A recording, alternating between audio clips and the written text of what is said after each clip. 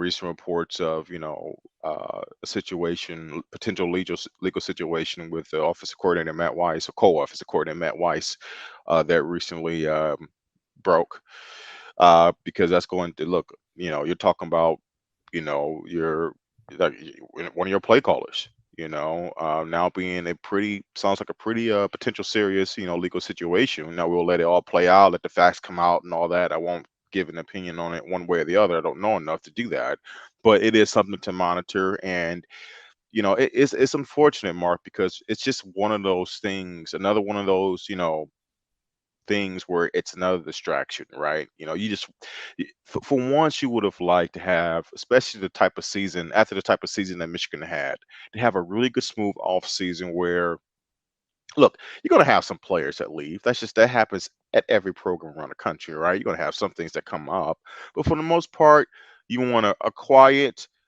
positive, moving momentum type off season. And I just feel like Michigan really hasn't had that the last couple of years. For ironically, their best 2 years in a long time. Um, but I brought up earlier about players coming back and how big that is. But there were a couple players that did leave, and some for various reasons. Um, but look, the biggest surprise to me, you brought up 50-50 guys. I did not see Wabi Anoma leaving. Now, granted, his track record will point to that not being a surprise. I mean, he's now, I think, on his fourth or fifth stop, wherever he lands. But that's a kid that it seemed like Michigan took a late flyer on. Well, and before last season, and he made an impact, and he became one of their most important pass rushers. Definitely played a big role in tandem with Mike Morris, and especially when Mike Morris went out. And he was one of those guys that I'm sure other Michigan fans, and I'll venture to guess that coach staff was dependent on, that was going to possibly get more playing time and play an even bigger role. And for some reason, he's gone, and I haven't really seen why that is the case. I don't know if the young man is just trying to get a complete college experience and test out different programs, but just optically, I can't understand it. He had a really good. Um, I thought, he had a productive year. He got increased playing time throughout the year, and I just thought he was set up to, really take off. And now he's gone. It has to restart the clock. Start off with a new program, reprove himself, and all that. So that was a shock. That was certainly a shock for me. And I also saw that, Andrew Anthony left. That one wasn't too much of a shock. He's one of those guys where he had essentially one game he popped, the Michigan State game of 2021. And we all thought, like, wow, maybe this kid, it could be a star. This could be one of those guys that comes out of nowhere. It could be a star for this wide receiving core going forward. I believe he was a true freshman at the time, if I'm not mistaken. He was really, really young. I have to go back and check that, but he definitely wasn't either a true freshman or a redshirt freshman. But the point is that you thought we had a longer runway where this guy could be a big time player going forward, and that just never materialized. Pretty much, I think MSU was late October in 2021. He never really, throughout the course of the year, made any more consistent splash plays, and he really didn't do much last year, this past season. So I wasn't shocked that he left. Maybe lack of opportunities, maybe just not getting the right type of uh, uh, looks that he wants. He's gone to Oklahoma, um, but yeah, I mean that. So him leaving was that big of a shock, but I don't want to, overdo it here. I mean, what are your thoughts on some of those guys? Well, Anthony caught like 7 passes last year. Right. So, Yeah. uh, Yeah.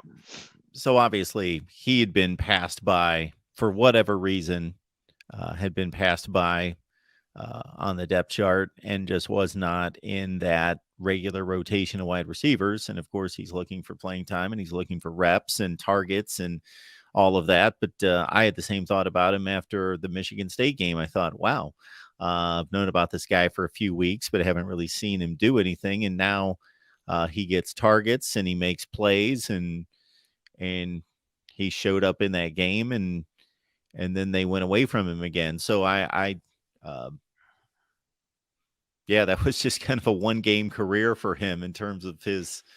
Um, it's almost like the Michigan State wide receiver the year before in the COVID year that showed up with like 100 and some yards his first game at Michigan State and was never heard of from again and left the program. Right. But Andrew L. Anthony, I had not heard of anything negative there. Just obviously, just other guys were evaluated to be better and did the job. And so he kind of, after that one big breakout, just kind of sunk down the depth chart and just didn't get a whole lot of looks. A gnome is kind of strange because I can understand the other moves that he's made throughout his career to get to this point. Uh, we interviewed him here when he was recruited by Alabama, Okay. and he hadn't played much high school football. He was just an athletic freak that Nick Saban took a flyer on, and he rose up the recruiting rankings, just shot up the recruiting rankings based on just having like one big senior season, and went to IMG Academy in Florida, and was sacking the quarterback every other player. Just showed ridiculous upside. So he shot up the recruiting rankings. He goes to Alabama, and for whatever reason there. Uh, Seems like it was combination football of not catching on to the scheme and really understanding what his assignment was well enough to be on the field a lot, then also maybe some off-field things, and then he started from square one, went down to the lower ranks. I think it was UT Martin off the top of my head. Yeah. And so you would think once he gets back to another big time program, and it looked like based on playing time and he was working himself into the rotation and making big plays, and like this would be a final stop for him to make a push to the league. Yeah. Yeah, and a program that's in a good place. I mean, you just was Yeah. in a college football playoff, I would say, this had a pretty decent reputation of developing some pretty good pass rushers lately. So you feel pretty good that this coaching staff is going to get you prepared for the league and help you improve your technique. So I optically like unless something came out, that something happened, I just don't understand, what went into that decision. And I just he would have been honestly, Mark. He would have been one of the first guys I penciled in. He's going to be our top pass rusher going into this season. I mean, like it's not even close to me. But uh, look, hey, that's what programs deal with. You deal with turnover, and you gotta figure out a way around it and find other guys that can fill that void.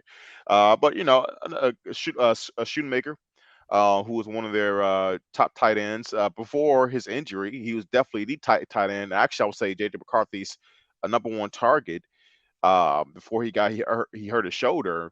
And eventually, we saw Coastal Loveland start to really blossom late in the year. And of course, you heard about him being a very talented tight end, and you knew he was on the heels of really showing himself. But start off with Eric All, then Eric All gets hurt, Shoemaker, and then he gets hurt now in the Coastal Loveland. Um, but yeah, and Schoonmaker declared for the NFL draft, and is that a guy that I think they're going to miss next year? Of course. Look, two good tight ends is better than one. Okay, so it's never a good thing to lose a good player, but I was slightly shocked by that. I but that's another guy they're going to have to replace, and also in Taylor Upshaw, I think as a grad transfer, has joined Prime Time, Deion Sanders in Colorado.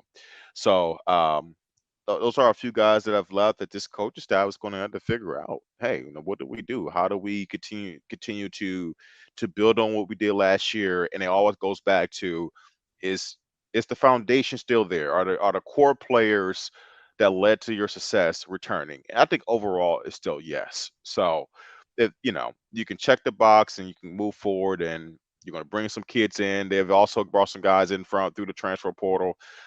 One guy names escapes me, but he was a pretty good pass rusher at Coastal Carolina that they brought in through the transfer portals. That's supposedly a pretty good player. So maybe he'll be their top pass rusher. So you'll know they'll do a pretty good job of getting those guys ready to go.